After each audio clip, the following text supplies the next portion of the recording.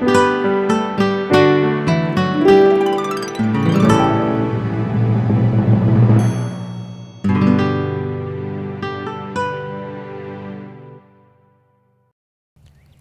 everyone, and welcome to Sunup. I'm Lyndall Stout. This past week, some parts of Oklahoma saw the fourth late freeze of the season, and we're just now getting an idea of the damage from the earliest event. As we go back here the last month and a half, I had some hope once we started receiving moisture that maybe things were going to look better for us wheat producers out there.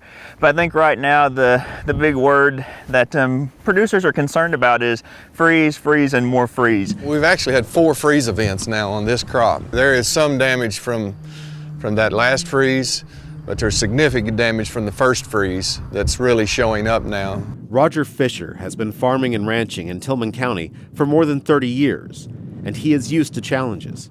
But this year, they seem to be piling up. The freeze on top of the extremely dry conditions all winter. The crop was in a weakened state, and it was still very dormant, really sitting there even in the middle of March, where we're starting to break dormancy.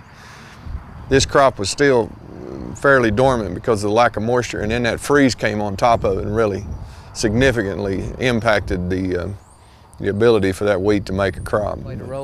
Tillman County Extension educator Aaron Henson gave me a tour of the variety of damage seen across the area's wheat crops. Some of the damage, and some of the easy visible damage is heads like this. Right. And you'll see the top, and you'll look at the top half anyways of this head. It is white in color. And is damaged from the freeze damage. There's other ones like this here, and this plant here, and I'll kind of pull this back where you can see it, but this plant here is actually in the same stage, but it actually got affected worse. And this is actually the flag leaf that's dead, and this has been dead for several days now. Here's another good example, and I'll pull over here to you. This is you see the head for the most part is good, but the awns. And the awns is where the energy comes down into the actual head. When you have awn damage, you'll actually have some grain damage also, because this is where all the nutrients go through down to the head. So and that's a pretty good picture of so that's of what's the going to awns feed damage. that and Right, exactly. And that is just a sample from standing in one spot. Every field's different. We can walk 20 feet from here, and I could give you my honest best guess of what this damage to this field is standing here where we are. We can go 20 feet from here, and that estimate would be different. So a challenge for producers to be patient, wait for the picture of damage to fully form, and then get insurance adjusters into the field.